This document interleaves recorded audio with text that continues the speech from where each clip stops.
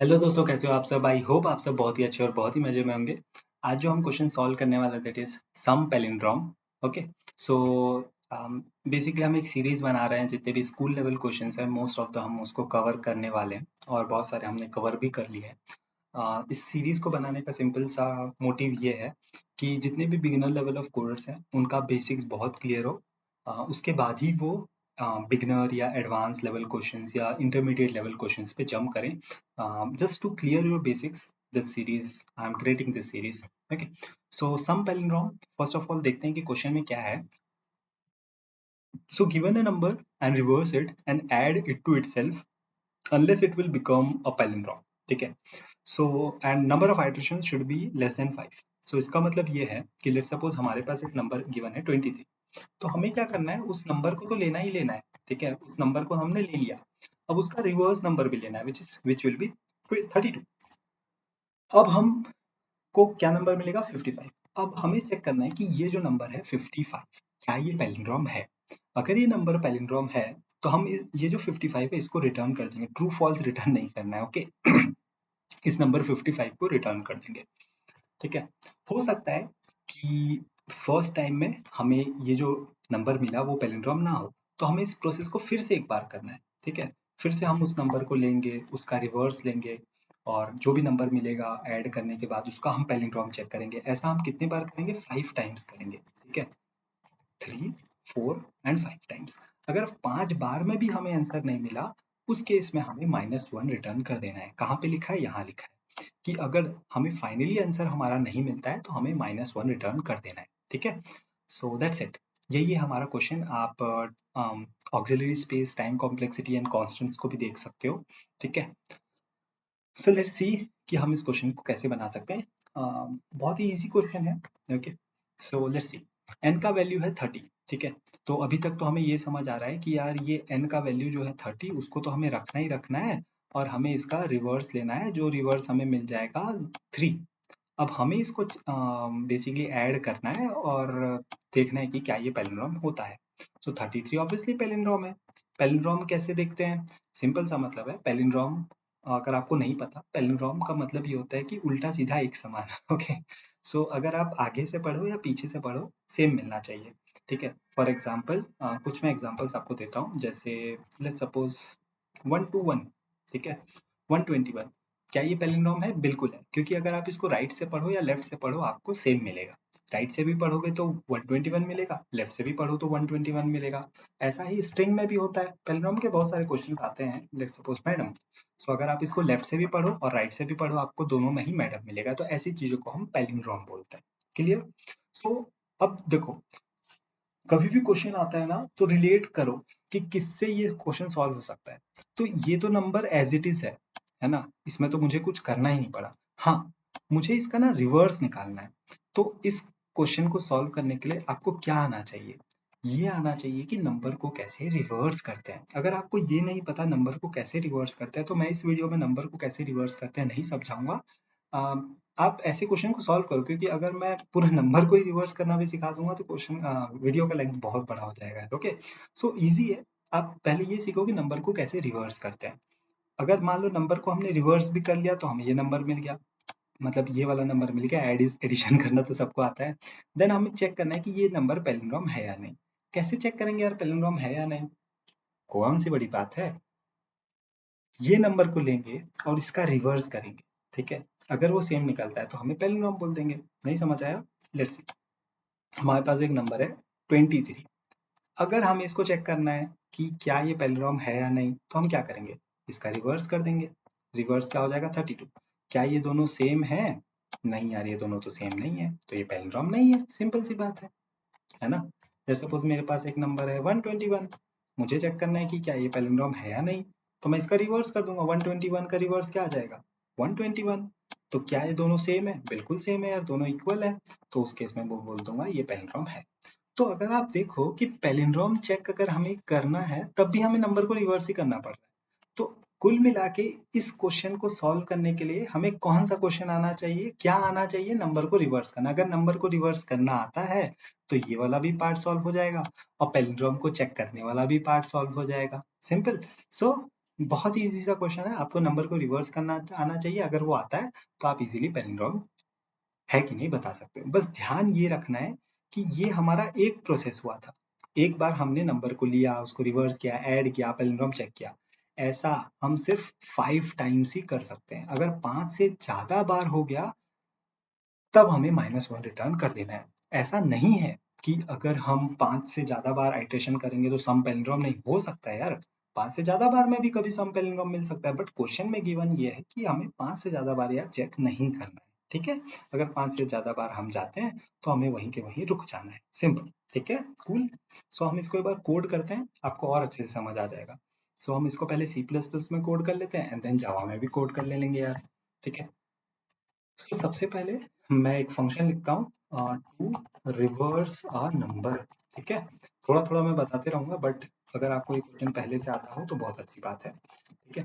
तो reverse number, सो इसमें हम क्या करेंगे, एक बेसिकली नंबर लेंगे। हाँ, अगर आपको ये नहीं ये कंफ्यूजिंग लग रहा है लॉन्ग लॉन्ग क्या है, तो long long basically data type ही है। जैसे इंटीजर होता है वैसे लॉन्ग होता है, वैसे लॉन्ग लॉन्ग होता है, ठीक है? इंटीजर का रेंज कुछ होता है, let's suppose 10 to the power 9 है, वैसे फिर लॉन्ग का रेंज 10 टू द पावर 12 होता है, फिर उससे ज्यादा आता है लॉन्ग लॉन्ग जिसका शायद 10 टू द पावर 18 कुछ रेंज होता है, ठीक है? सो जैसे जैसे हमारे नंबर का रेंज बढ़ता जाता है हमारा डेटा टाइप भी बढ़ता जाएगा। ऐसा होता है ना कि एक रूम में 4 लोग रह सकते हैं, 6 हो गए तो हमें फिर 2 रूम लेना पड़ेगा, ओके? फिर और बढ़ गया तो हमें और बड़ा रूम लेना पड़ेगा, सेम।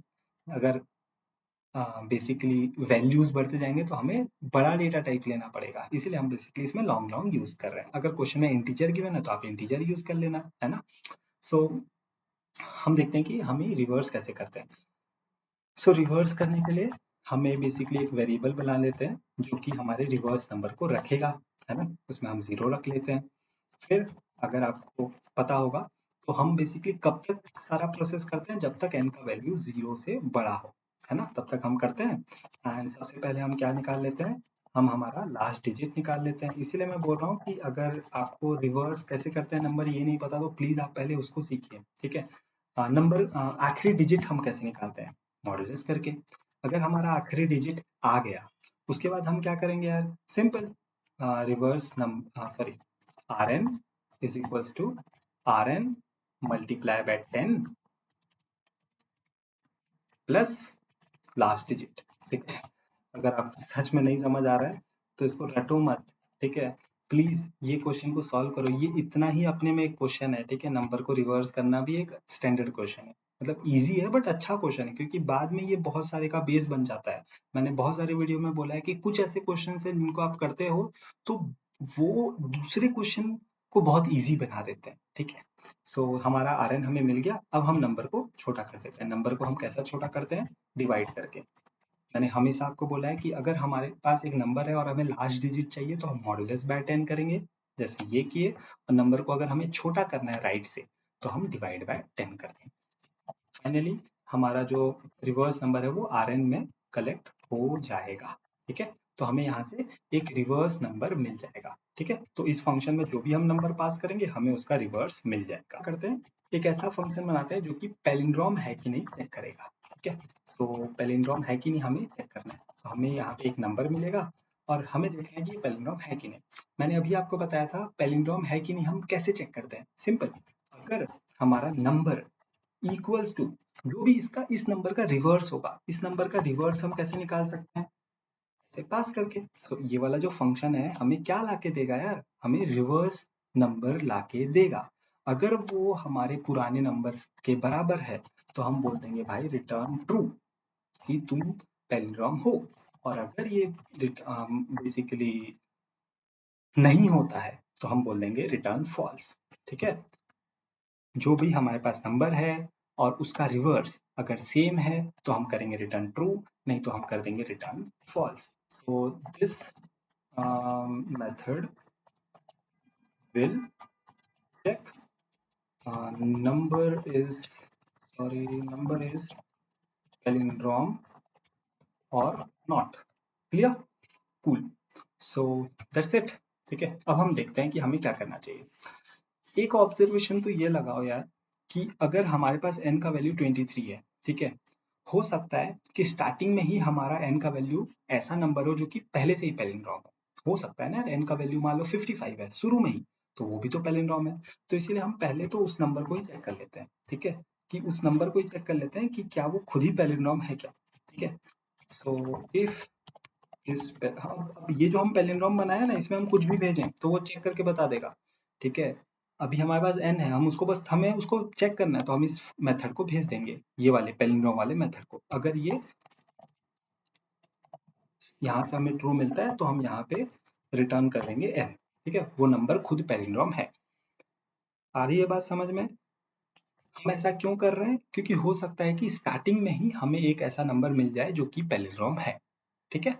अगर ऐसा हो जाता है तो हम उस नंबर को रिटर्न कर दे रहे हैं, ठीक है, क्योंकि यहाँ पे उस नंबर को ही रिटर्न करना है ना। ओके, कूल, ठीक है। इसके बाद हमें क्या करना चाहिए, हम क्या करेंगे, ये जो हमारा जैसे फॉर एग्जाम्पल हमारे पास एक नंबर है 33, ठीक है। सो n का वैल्यू लेट सपोज स्टार्टिंग में है 33, तो हम क्या करेंगे, अब n में कुछ और रखेंगे, क्या, ये जो 30 है प्लस इसका जो रिवर्स, इसका रिवर्स क्या होगा, 3। सो अब हमारा n का वैल्यू हो जाएगा 33, बिकॉज अब हमें इस पूरे वैल्यू को चेक करना है। Okay, so n is equal to n plus reverse the number of n। तो यहाँ पे हमें एक नया n का वैल्यू मिल जाएगा। अब हम सिंपली क्या करेंगे यार, चेक करेंगे कि ये जो हमें नया n मिला है, क्या वो पैलिंड्रोम है। अगर वो है तो हम सिंपली रिटर्न कर देंगे n। सिंपल सिंपल सा लॉजिक है यार। स्टार्टिंग में हमारा n था 30, फिर हमारा n हो गया 33, है ना, 30 प्लस 3 33। अब हम उस 33 को चेक करेंगे, अगर वो पैलिंड्रोम है तो हम उस 33 को रिटर्न कर देंगे। तो हम उसको चेक कर रहे हैं, अगर वो पैलिंड्रोम होता है तो हम उस n को रिटर्न कर दे रहे हैं।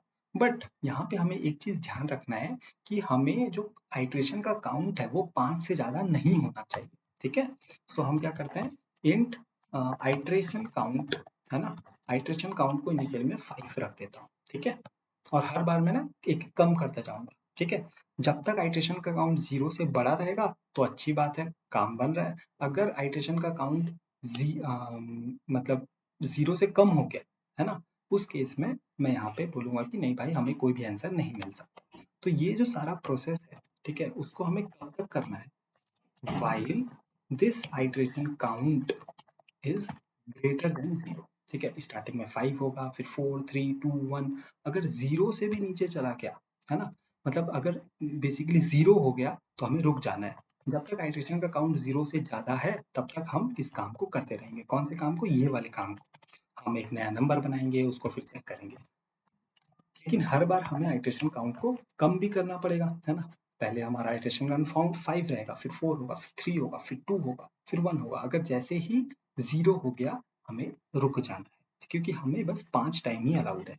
और अगर ये सारा प्रोसेस हम 5 टाइम किए उसके बाद भी हमें कोई आंसर नहीं मिल पाया तो हम रिटर्न कर देंगे -1। सिंपल सिंपल सा लॉजिक है। स्टार्टिंग में हम एक जो भी हमारे पास नंबर है उसी को हम चेक कर रहे हैं कि क्या वो पैलिंड्रोम है या नहीं। अगर वो है तो सिंपली हम उस नंबर को ही रिटर्न कर देंगे, नहीं है तो हम एक आइट्रेशन काउंट करके वेरिएबल बना रहे हैं जिसका कि वैल्यू इनिशियली 5 रहेगा। बेसिकली इसका मोटिव ये है कि ये जो सारा प्रोसेस है वो हमें 5 बार से ज़्यादा यूज़ नहीं करना है। अगर 5 बार से ज़्यादा हम करते हैं तो ऑब्वियसली यार उस केस में हमें -1 रिटर्न कर देना है, बिकॉज क्वेश्चन में वो स्पेसिफाइड है, ठीक है। हर बार हम क्या कर रहे हैं, एक नया नंबर बना रहे हैं, ओल्ड नंबर प्लस उस नंबर का रिवर्स कर रहे हैं, उसको फिर हम चेक कर रहे हैं। अगर वो पैलिंड्रोम होता है तो हम सिंपली उसको रिटर्न कर दे रहे हैं, इजी। ओके, और अगर आपको इसका कोड समझ नहीं आया तो प्लीज आप एक बार जरूर एक नंबर को हम कैसे रिवर्स करते हैं इसको जरूर देखिए।